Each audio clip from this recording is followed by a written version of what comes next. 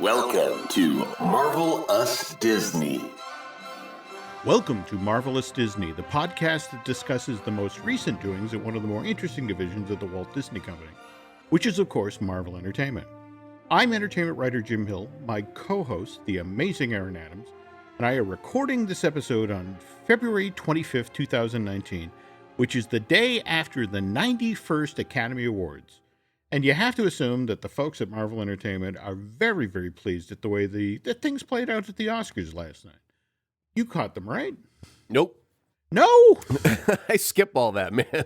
I go see the movies I want to see, and then when the show is over, I'll read a report, and there'll be a nice, tedious little list with all the breakdown, and I can look at it over 30, 40 seconds, get all the info I need, and I don't have to sit through 3 hours of pageantry. The last time around, I assumed you wouldn't watch the Super Bowl, which you watched, but only for the commercials. And right. Well, I'm going to assume you know that Black Panther didn't win for Best Picture. Yeah, I know what went down. I just didn't have to watch it to know what happened later. Okay. Well, as you know then, that Black Panther was nominated in 7 categories, but it took home 3 awards. It turns out that each of these awards was kind of significant in its own interesting way. Like, for example, Ruth Carter. She did the costumes for Black Panther, and she took home the Academy Award for Best Costume Design. She was the first ever African-American woman to win in this category. Likewise, Hannah Beachler. She won the Oscar for Best Production Design for Black Panther. And not only was she the first woman of color to be nominated in this category, but she won. And then Ludwig Göransson, he was recognized by the Academy of Motion Picture Arts and Sciences for his work on the score for Black Panther. This is the 3rd time, by the way, that he's worked with Ryan Coogler. He did Ryan's breakthrough film, Fruitvale Station, then did Creed. And of course, to the surprise of no one, Spider-Man Into the Spider-Verse took home this year's Oscar for Best Animated Feature. Yay! One teeny tiny thing that kind of marred the presentation of this particular Academy Award. Chris Miller got time at the microphone, and Phil Lord got time at the microphone. Peter Ramsey got time with the, so the 3 directors. And there was another member of the creative team who stepped up and was starting to pay tribute to Stan Lee and Steve Ditko. But again, it's the Oscars, and there's a billion other awards to present. So the sound gets cut, and the music comes up, and they chase the Sony animation team off the stage. In the memoriam section of last night's presentation, they did include Stan. In fact, I want to say that it wasn't from one of the Disney Marvel Cinematic Universe movies. I want to say it was one of the X-Men. It was the bit where Stan's out watering his lawn and the water starts to go up. Well, another great place that you can catch cameos from Stan Lee is coming out, well, by the time that this episode is out, Spider-Man Into the Spider-Verse will have been released on digital. And that's really cool because if you listen to Fine Tuning that was released on Tuesday, you will have heard the couple of great interviews that were in there that told you about a little Spider-Ham thing that's tied into the beginning, and then there's the alternate universe version of the movie. So I'm so out of tune, Jim. I've already downloaded digital, but I have no idea when Blu-ray or DVD comes out. So if you've got a date for that somewhere in your notes, can you clue us in? I want to say the 19th of March. By that time, I'll have watched it so many times, I'll have it memorized, and it'll be playing on a loop in the background in the studio all day long. Just so you know, though, that supposedly there literally is a challenge out there to find. No one's ever done this many hidden Stans before, but Stan is all over this thing. So, well, they should at least give us a number to work with. You know, is it 100? Is it 50? Is it 25? I don't know what to tell you. According to the interview, they had a 3-hour cut of the movie. So if you've got like now a 2-hour movie, it's going to be hard to keep track because it's like, well, we put in 1,000, but how many actually made it in because this got cut, that got cut. What's the final number? So they're going to have to do their homework and figure out what the right answer is and then come up with a little cherry prize on top. If someone gets the right answer and spots them all, they should get a trip to see the filming of the next animated Spider-Man, if that makes sense. Yes. Just lean over some guy who's working in a Syntec. Right, exactly. That's it. Yep. All right. Anyway, long story short, it was a pretty great night for Marvel Studios, which over the course of one very memorable evening went from being a studio that had never before won an Oscar to then becoming a company that now had been awarded 3 of them. Okay, quickly shifting from shows that you watch on television to shows that are produced for television. Did you see that letter that Jeff Loeb wrote on the heels of the Netflix announcement that Punisher and Jessica Jones were being canceled? No, I have not seen his response yet. Given what you've been saying about these Netflix shows, as I was reading this, it was like, I love it when I'm able to tell Aaron that he's right. And more to the point, I love it when somebody in management at Marvel tells Aaron he's right. But anyway, this is how Jeff Loeb's letter to fans reads. It had never been done before. 4 separate television series, each with different super talented showrunners, writers, directors, cast, and crew, coming out months apart, and then they would meet in a single event series, all set in the heart of New York City. We called them the Defenders, and together we were thrilled by stories of Daredevil, Jessica Jones, Luke Cage, Iron Fist, and even the Punisher joined in. They said it couldn't be done. But Marvel assembled amazing teams to write, produce, direct, edit, and score 13 seasons and 161 hour-long episodes. Take a moment and go online and look at the dazzling list of actors, writers, directors, and musicians who graced us with the very best of their craft. We loved each and every minute of it. And we did it all for you, the fans, who cheered us from around the world and made all the hard work worth it. So thank you. On behalf of everyone at Marvel Television, we couldn't be more proud or grateful for our audience. Our network partner may have decided they no longer want to continue telling the tales of these great characters, but you know Marvel better than that. As Matthew Murdock's dad once said, the measure of a man is not how he gets knocked to the mat, it's how he gets back up. And then closes out the letter with, to be continued. Nice. So there you go. You were right. At some point further on down the line, Marvel Television intends on reviving at least one of these shows. And to be honest, if the guys who are buying the digital billboards down in Times Square have their way, the very first series that Marvel Television has to revive is Daredevil. Have you been paying attention to this at all, or? No, not. I'm sure that it seems like every great show that gets canceled has a fan community that they'll send in, whether it be little rubber duckies to the home office or something to say, we want our show back. And so I'm not surprised to find out that one of those communities has crept up to voice their concern and their love for a show. These guys, the SaveDaredevil.com guys, they have a very active Instagram account, and they seem to be in it for the long haul. I mean, if you go to the website, they actually have laid out an action plan for if you want to help out. Here's what you do to contact Disney. Here's what you do to contact Marvel. And the downside is, though, that it really is the long haul, Aaron, because evidently in the deal that Netflix signed with Marvel Television back in November of 2013, there's evidently language in there about a mandatory 2-year waiting period right between when the show gets canceled and when any of these programs can then be revived for another network or streaming service. That's all fine and good. I mean, we've already discussed that whole, everything's got to wait 2 years, which is why I was almost in a hurry for Jessica Jones to get canceled, so that could then start the 2-year time limit on when she can come back. Punisher's not part of that deal. It was just the original 4 Defenders, so Punisher could come back sooner, but the good news is it's okay that we've got 2 years to wait. They can start writing it today. They can go into production tomorrow. Daredevil got canceled on November 29th last year. I'd love to get my hands on the contract to find out what the precise language is. Does that mean that new episodes could start streaming as early as November 29th, 2020? Or does that Totally. That's the way I'm reading it. There was no language in the contract that I've ever seen that said anything about production time. It was only you can't stream anywhere else until this date. So that means that you start production a year before that, you get everything wrapped with a tidy little bow on it. The day that the embargo is lifted due to the contract, you put it all in place on that day. I hope you're right, because I'd love for the 4th season of Daredevil to get it underway as quickly as possible. I highly doubt that Disney's going to wait until 2020 to start thinking about what they want to do with Daredevil then. They're going to have a plan in place. If there's any limit to the production, at least they're going to have something written and actors and directors and crew in place so they can at least start production on whatever date they're first allowed production. Okay, well, we'd like to wish best of luck to the folks behind the Daredevil website and the Instagram account. It's honestly great, particularly in today's web world, to see a bunch of people who are fans of a program who are taking such a positive, professional, and proactive approach to trying to get the show revived.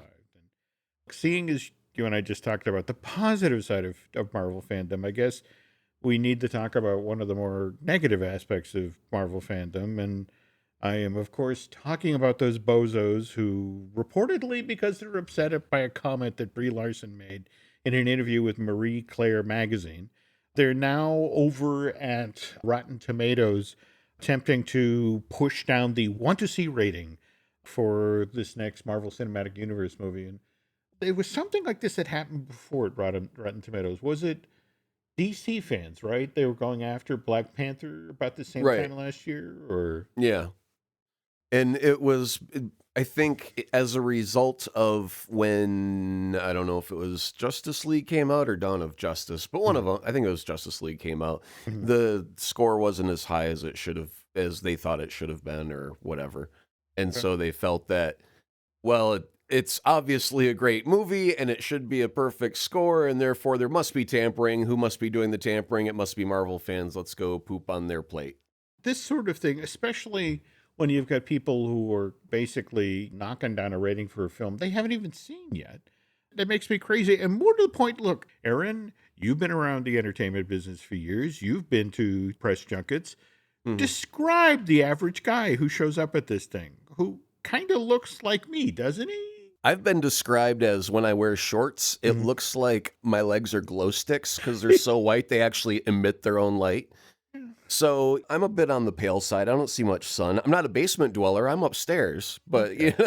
still out of the sun. When you're promoting a movie, especially when you're the star of the movie, you're doing this seemingly endless series of 10-minute long interviews with people from the press all day long. And when an endless series of guys who look like me march for the room, diversity is not the phrase that immediately comes to mind. Now, mind you, there are people in the pile here who are much younger, hipper, handsomer. Our own Drew Taylor immediately comes to mind. But trust me, these are a lot of white and nerdy guys. But anyway, she actually decided to be proactive about this. This is a quote.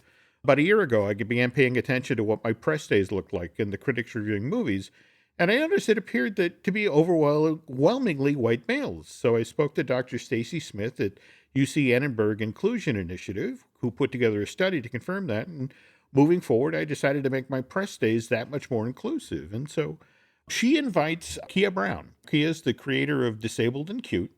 Also happens to be a very talented young woman of color who lives with cerebral palsy. Killer writer, by the way. Done some great work for Teen Vogue and that sort of thing. But Bree invites her to come and do an interview as part of the Marvel press junket, and she's just trying to be proactive and make the change that she's hoping to see at these media events by deliberately being more inclusive when it comes to the press pool. And an amazing display of selective hearing somehow was perceived as threatening by the Marvel fan community. So they began this whole Rotten Tomatoes drive down the ratings thing. But where it got genuinely weird, Aaron, is that an effort to sort of justify their efforts, to come up with a reason that they were doing this on Tomatoes, certain Oh, comic book geez. fans said that they were only doing this because the character that Zachary Levi is playing in Warner Brothers Shazam, which, remember, is coming out on April 5th, used to be called Captain Marvel. So to hear these guys talk, they're only doing it so Shazam can be recognized as the rightful Captain Marvel. And this past weekend, Zachary Levi live streams a response to these noobs, which is basically knock it off. With this 2-minute long video, he basically says, for anybody who thinks you're doing me a favor or Shazam a favor or you're doing Warner Brothers a favor, you're not. This is not helping anyone or anything. So, as you just said, in regard to the DC fans who, came after the Marvel fans because of what happened with Dawn of Justice, you have to wonder what's going to happen now with Shazam's I Want to See rating. If these same guys are going to go after Zachary because he dared to stand up for Brie. I don't know, because it seems like Shazam is one of those alternate world type things where we've got a new Joker, because he's not established with Justice League or any part of the DC world as of yet. And so I really didn't have any high anticipation to see that movie. I saw Aquaman. I thought that was absolutely fabulous. So I'll dive into the DC universe and enjoy all of that. But as far as the whole slam another movie, first of all, an invitation to a party for someone else does not mean that you're suddenly excluded to the party. So that's just a whole bad argument to start slamming a movie because they're trying to be inclusive. That's just stupid. And then if you're going to go the other way and say that Captain Marvel is originally Shazam, I think DC made a very conscious effort to not call their movie Captain Marvel, because Marvel is typically associated with Marvel, not DC. And so if DC were to say, yeah, let's stick to the old name that we abandoned decades ago just because, and we'll call it Captain Marvel, that would make people go, oh, it's a Marvel movie. And then they go, no, wait, this isn't the movie that's connected to Avengers. And, they'd probably get a bad score just because it wasn't the movie that people thought it was supposed to be, because they're expecting it to be the Marvel universe. So I think DC made a very conscious decision to just call it Shazam for a reason. And the fanboying on that side of the argument also does not hold any water, so they should just go away. And speaking of going away, did you see Gwyneth Paltrow's announcement this past week that evidently she's packing it in as Pepper Potts? Say that 3 times fast. Packing it away as Pepper Potts, packing it away as Pepper Potts, packing it away as Pepper Potts. And this is why I work with a radio professional, folks. Anyway, according to what Paltrow said to Variety, it's not a money or respect thing. It's just that at age 46, she said, this is a direct quote, "I'm feeling a bit old to be in a superhero suit." Paltrow went on to say, it was such a wonderful experience making the first Iron Man, and I feel very lucky that I did it. But with that, Paltrow plans to retire her version of Pepper Potts with the release of Avengers Endgame on April 26th, which, by the way, you pointed out is a spoiler, right? Well, it is, because there's a little comment that she added to all of this, was that she may come back for an appearance as long as it's a one-day shoot, walk on, walk off. I can continue on with my life. I don't have to be taken by this project for weeks on end. Erin is correct. Again, in the Variety piece, it says, she closed it out with, of course, if they said, can you come back for a day, I'd always be there if they needed me. So, yes, you... And then after that, I said, wait a minute, they've already shot Endgame, right? And you said, yep. And then I said, well, she lived through that one, because otherwise she wouldn't be available for appearances and walk-on shoots now, would she? This is true. Yeah. Speaking of Endgame, Kevin Feige just revealed there's another trailer coming, so, get ready for way too much of me paying attention to it, Aaron. But something else that Kevin mentioned as part of this interview, we talked about that Loki show. So people were asking him, okay, so to talk to us about this Loki thing. And the interesting thing that Feige said, that this was in an interview published by comicbook.com. He said, what's interesting about the Disney Plus shows is that they're going to be produced by Marvel Studios rather than Marvel Television.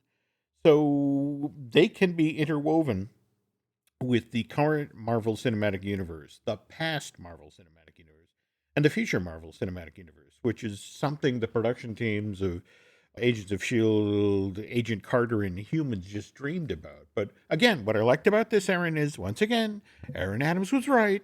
Here he basically verifies that we're talking about, prequels. We're talking about future standalone films, stuff like that. So it does plug into your vision of where Phase 4, which again is not a phase, what that's going to look like. Yeah, the one thing that I'm more curious about right now is, it seemed in the last month or two that they had discussions about anything R-rated was going over to Hulu to live, and then anything PG-13 and under would go over to Disney Plus to live.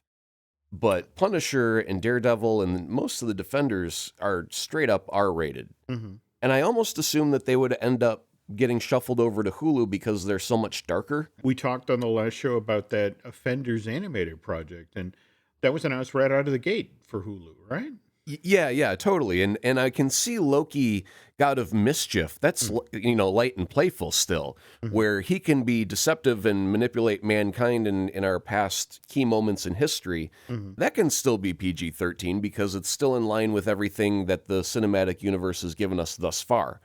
I'm starting to think that the Winter Soldier and Falcon team up would end up being a Disney Plus. Loki, Scarlet Witch would be Disney Plus, but then Defenders might end up getting shuffled over to Hulu just so they can continue. Because I would really hate to see them tone it down to PG-13 for the Defenders. I want to say during the earnings call that even Iger said that, I think there's a place for R-rated Marvel stuff. Again, hopefully protecting the Deadpool franchise. Yeah, I just wouldn't expect it to ever land on Disney Plus ever for any reason. No, but Iger supposedly said as long as people are prepped for it, as long as they know what they're getting themselves into. So I think... Yeah, I see putting Punisher on Disney Plus like stuffing a Mickey Mouse plush with a rattlesnake. It's like, oh, it's cute on the outside, a little dangerous if you rip the head off and look on what's on the inside. Your kid might find something. It doesn't seem like something they would do. And speaking of characters that rip other people's heads off, you and I previously had sung the praises of Marvel's Wolverine: The Long Night, that scripted serial podcast that Marvel New Media and Stitcher released last year. Evidently, there's a second installment of the series coming. It's called Marvel's Wolverine: The Lost Trail, and it's going to be premiering on Stitcher Premium on Monday, March 25th. I guess just like The Long Night, this audio adventure is going to be told over 10 30-minute long episodes. You'll be pleased to hear that Richard Armitage is back as the voice of Logan. But are they going to bring him in for more than half an hour session for the whole thing? And the thing that bothers me right now is the title of this show is called Wolverine: The Lost Trail, which makes it sound like the FBI agents or whatever that were tracking Wolverine in the last one still haven't found him, so he's not going to be in it very much. Well, it's interesting. If you go to the Stitcher page for this, the graphic actually shows a young boy and Logan in a boat in what looks like the Louisiana Bayou. So they're swapping up the world. And more to the point, again, as an audio guy, what was it, Alaska the last time around? Yeah, you actually would get to do a lot more, a different audio environment. Instead of having either mountains and woods, which is wind and trees creaking, stuff like that, or you got scenes that were taking place on a boat out on like a harbor. So you had water and marina with waves and whatnot. So then you switch to a bayou. You've got mosquitoes and bugs there, frogs croaking, stuff that make you feel like you're down south. It rains a lot. I mean, it's just a different a way to move the story forward, but put it in a different place and use a completely different set of tools to create the environment. Just like Star Wars: A New Hope versus Empire Strikes Back, you go from a desert planet to an ice planet. What's as different as I can get? I went from desert, let's go to Antarctica. Similar type of thing like that, yeah. And I'm glad for that. When Aaron and I get back from this commercial break, we're going to talk about the interesting things that the Disney Cruise Line has been doing lately with the Marvel characters during its Marvel Day at Sea. Once upon a mundane morning, Barb's day got busy without warning. A realtor in need of an open house sign. No, 50 of them, and designed before 9. My head hurts. Any mighty tools to help with his plight? Aha! Barb made her move. She opened Canva and got in the groove. Bulk creating Canva sheets. Create 50 signs fit for suburban streets. Done in a click, all complete. Sweet! Now, imagine what your dreams can become when you put imagination to work at canva.com. Okay, we're back. Now, had you heard about this before, Aaron, the whole Marvel Day at Sea thing that they're doing to the cruise line? Yeah, I mean, you'd mentioned it previously, so we're kind of up to speed on the general gist that there's a whole gluttony of Marvel action, but you have to do it in international waters where the licensing allows for such entertainment. The Disney Cruise Line was a new division of the company that got launched back in May of '95. Took them 3 years to get a new ship out the door. The Magic launched in July of '98, and then a year later we got the Wonder. And then there was this slight 12-year pause Well, they decided whether or not they wanted to expand the fleet. And January 2011, we got the Disney Dream. March of 2012, we got the Fantasy. By the way, Len Testa loves to talk about his theory that when it comes to naming things of the Walt Disney Company, there's a room in Burbank that just has a giant wheel, and Right. on it is either Magic, Wonder, Fantasy, or Dreams. And they spin it, and wherever it lands, that winds up being the name of the next theme park show or parade. There's a small sliver that has all of the above where it's just the Magic Wonder Dream. There we go. Okay. So, all right, now we jump ahead to August 2009. The Walt Disney Company buys Marvel Entertainment for $4 billion. Problem is, there's this master licensing agreement that Marvel signed with MCA Recreation Services. That's the division of what eventually became Comcast. There's the ones who ride herd on Universal Parks and Resorts. And the problem is this deal, signed in March of 1994, severely restricts the way the Marvel characters can be used east of the Mississippi. But as Aaron mentioned at the top of this segment, that master licensing agreement does not apply to international waters, which, by the way, I didn't know what international waters were. It turns out if you go 12 nautical miles offshore, once you get past that, you're out into international waters and you can do whatever the hell you want. October 2012, the Walt Disney Company buys Lucasfilm for $4 billion. And as early as February of 2015, the Disney Cruise Line begins offering Star Wars days at sea. It's just sort of like, again, same problem from 2012 to when Galaxy's Edge finally opens at Disneyland and Florida. It's going to have been 7 years, Aaron. It takes that long to do things with concrete and steel and that sort of thing. Sure. Whereas less than 3 years into the Disney acquiring Lucasfilm, here's this whole entertainment program on the Disney Cruise Line. They did 8 sailings in early 2016 from January to April of that year. And it was a full day of Star Wars-related activities. There was deck party, meet and greets with your favorite Star Wars characters, unique food and beverage, and of course, it's Disney. There's special merchandise. And, you got screenings during the at-sea day of the Star Wars films and what was then the new animated series Star Wars Rebel. So they were a huge success, ridiculously popular, which does not go unnoticed by the Marvel Entertainment people, who are still trying to, come up with some kind of a workaround for this whole east of the Mississippi exclusivity deal that, the clause that's in the master licensing agreement. Thanks to the magic of international waters, here suddenly is a way to get around this seemingly ironclad agreement. So October 2016. Just 6 months after the initial wave of Star Wars Day at Sea cruises have been completed, they're being staged on the Disney Fantasy, Disney Cruise Line announced its first ever set of Marvel Day at Seas, which will be offered on select sailings of the Disney Magic beginning in the fall of 2017. Jump ahead to October 21st, 2017. Inaugural sailing gets underway. And where do they launch from? New York. What would have been cooler is if they could look out at Stark Tower or the Baxter Building, but It's a little bit expensive to build that prop. yes, that it is. That it is. Although with the amount of money that Disney is making, I wouldn't be all that damn surprised if they end up with one in New York somewhere at some point in the future. Now, I just had a great idea, and it's a loophole in the contract. Yep. So west of the Mississippi, you can use certain things. East of the Mississippi, you can use other things. I'm saying, Jim, you want to go in with me on a riverboat and we'll do a Marvel Mississippi riverboat? Because there's no language. Oh, It's only east and west. That's ingenious. Yeah, Wow. it's Okay. the one gap I kept thinking about. There's something missing here, and it was the obvious, the border. And riverboats are actually rather popular along the Mississippi.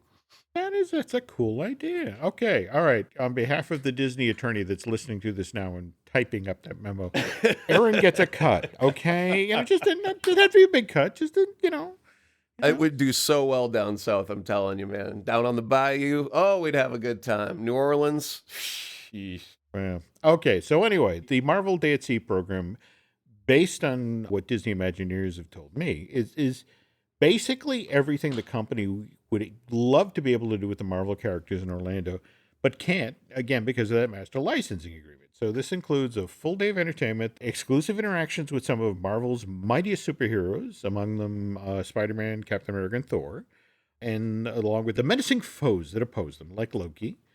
In fact, a friend who's actually done this program said that of the characters they interacted with, Loki was the most fun. It was a photo op that went on. It was only supposed to be like, go up, get your picture taken with Loki. But the kid walked up with a Marvel shirt, and Loki was looking it over. He's like, well, I approve. My brother's not on it. And it just kind of cascaded from there.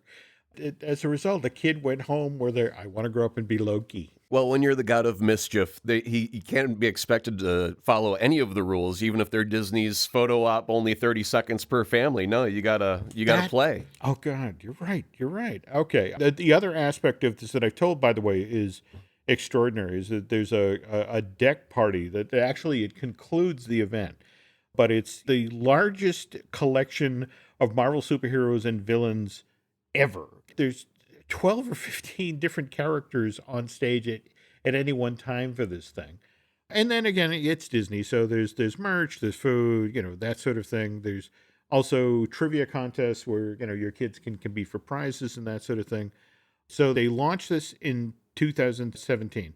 Because the cuffs are off, when they're out to sea, they can do things that they can't do at the stateside theme parks. Like, for example, January 9th of this year, the very first place on the planet, if you wanted to meet Captain Marvel, you could meet her on this ship. They had a walk-around version of the character, and it was like they weren't in a position where they could show the poor cast member who was playing Carol Danvers, the movie, because it wasn't done. Right.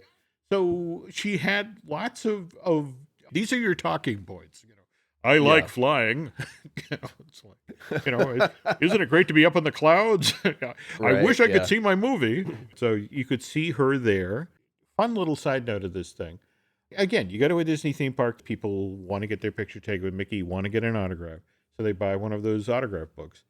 Mm-hmm. But evidently there's a rule as part of the Marvel Day at Sea that if you're a Marvel character and a child walks up to you with an autograph book, you're not allowed to sign a page in that book that's already been signed by a Disney character. When I asked my Imagineer friend about this, he made a Ghostbuster reference to the effect of, when it comes to Marvel and Disney, the company is not allowed to cross the streams. That's so funny.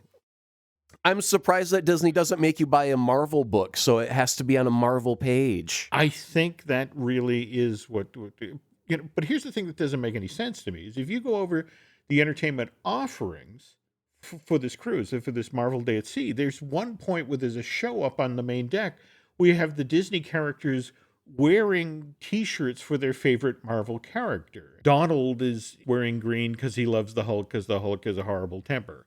So it's just sort of like, this seems like a selective, weird rule that I personally don't get. I mean, one of the biggest buzzwords in a big company like that is synergy, which is such a silly thing. But anyway, it's, making your parts work together. And of course, that there should be a Mickey and a Donald as a Captain America and an Iron Man having their own battle. I think that would be hilarious if they ended up doing that one day. And now they've got Star Wars, and there can be a, Mickey, Luke, and a mini Leia, and do a whole gag with that. They have the ability to do so much with it. They just haven't really tapped into it yet, because I don't know what they're afraid of. I remember talking with the guys who did the animated series Phineas and Ferb for Disney. And I want to say like 5 years ago now, they did special crossover episodes. And they talked about, when it came to the Marvel one, the Marvel guys were tougher to work with because they were so controlling of the characters, and they could do this, but you couldn't do that. And said, on the other hand, Lucasfilm was like, sure, do whatever the hell you want, have fun with it. So that would explain why the very thing you just described, a Mickey, Luke, or a mini Leia, they exist. Those costumes existed for the Star Wars days that they used to do at the parks. In fact, I'm told with Galaxy's Edge that they can't bring those costumes out anymore because now suddenly they've spent $600 million building this brand new land, and suddenly, no, we can't have Mickey goofing on Right. our big land here. And oddly enough, they did have a Goofy costume as well. So, Yeah, that all makes sense for Star Wars land to keep that pure so you're in the environment like you're actually on a different planet. That totally makes sense to not want to break that rule. But if you're over in the Disney park, who's to say they can't throw on a Luke costume there? I mean, it's just a matter of what side of a wall you're standing on. I get that. So we do our first set of cruises, 2017, hugely successful. So they come back 2018, they jumped the number, I want to say, from 7 cruises to 8 cruises. But here's the thing. In between the first set of cruises, Doctor Strange has come out. And so what they decide to do to add to the entertainment offerings is they create a show for the Walt Disney Theater where it's the Sorcerer Supreme on stage doing some of the illusions, some of the effects that we've seen from the film, which I thought was impossible until, Aaron, you just showed me this amazing video. Can you explain what I was looking at? It's very, very simple, but very, very complex, which is what makes it such a beautiful device. So in order to try and describe it visually, I'll ask you to imagine a ruler that has a little pin at the 6-inch mark so it can spin around in a circle, right? And that pin would go basically between your ring finger and your middle finger, and it's got a motor, so it allows the ruler to stick out on the outside of your fist and spin like a propeller. Now, if you've got that concept, we'll move along to the next. Now, every half inch, put in an LED that can change from red, green, blue, so it can make any color combination. And then it has a little programmer built into it, so it knows how fast it's spinning and which LED has got to flash in order to make almost like a video screen. I've actually seen them where they've projected, I want to say it was like Goofy and Donald, they were doing like a Mickey demo with it. And so if you remember how in the movies, Doctor Strange would make a fist and this big orange circle would appear in his fist and it would have like this geometric design kind of floating in it, it creates exactly that with that's what I thought LEDs. was stunning of the footage you showed me. I mean, to get that sort of floating triangle within a circle that then did the whole, for lack of a better term, the spirograph effect. Yeah, totally. No, it was amazing. And it just sort of like, it's like, oh my God. But again, the footage you were showing me, this wasn't from the Disney show. This was a cosplayer.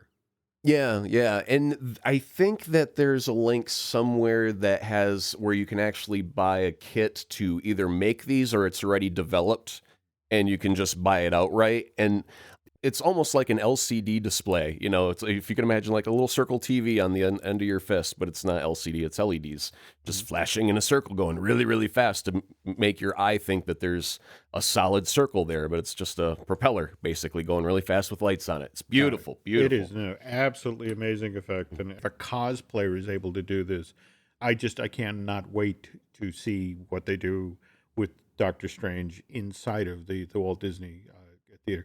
And speaking of which, Aaron, this program with the Disney Cruise Line is so successful. They've already announced the dates for 2020.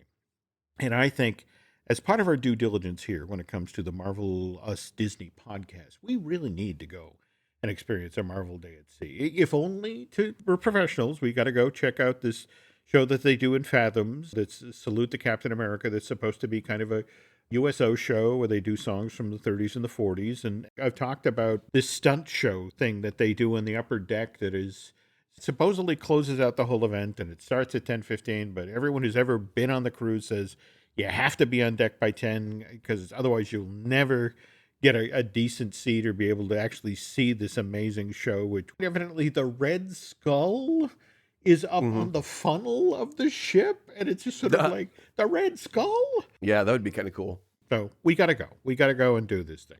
But again, downside of this amazing thing that happens out on international waters is that they can't do this in Florida. More to the point, because of that weird Marvel Mania restaurant, which, by the way, some folks have reached out with photos of merch they purchased there and talked about. The interesting thing is that in addition to the sandwiches that we were talking about, Aaron, you could get Dom Perignon at the restaurant. So, right. But sip it out of a Hulk glass, a Hulk-shaped glass. I don't know. Other thing I find fascinating about this, and I just came across this tonight, the gentleman who came up with this restaurant, Robert Earl, is the same guy who did the Planet Hollywoods. In fact, this was supposed to be parallel project with Planet Hollywood. It was going to be, he describes it, a tribute to the world of comic books. And it just fascinates me that here he's doing business with Disney, and he gets a Planet Hollywood built in Florida, and he gets a Planet Hollywood built at Disneyland Paris, but he's, at the same time, he's over here with Universal building restaurants inside of their parks. But I guess some of the ideas that we're seeing implemented on the Disney Magic for these Marvel Days at Sea, we probably will see show up in more permanent form at Hong Kong Disneyland, because they're going to build that whole Marvel area off of Tomorrowland, and the Walt Disney Studios Park in Paris, that they're right in the middle of that project right now. But obviously this thing's been going on for 4 years now. There's got to be some of our listeners that have experienced this, and we'd love to hear your thoughts about Marvel Day at Sea, what your favorite aspect of this thing was. Please, if you could reach out and share those things, and likewise, anybody who's got some Marvel Mania restaurant stories, we'd love to hear those as well. Our ship is pulling into port, Aaron. The show is over. We have many other shows here at the Jim Hill Media Podcast Network. They include Disney Dish with Len Testa, Fine Tuning with Drew Taylor, Looking at Lucasfilm with the dazzling Dan Z, Universal Joint with Dustin Fuse, and just today we recorded a brand new episode of I Want That with Michelle Valladolid. And anything I'm missing here, Aaron? I can't remember what show this is. Well, on that particularly disconcerting note, my name is Jim Hill, and on behalf of my co-host, the amazing Aaron Adams, thanks for listening, and we'll be back again with a new show shortly. More Marvel Us Disney will be coming soon. In the meantime, check out one of the other great shows found only on the Jim Hill Media Network.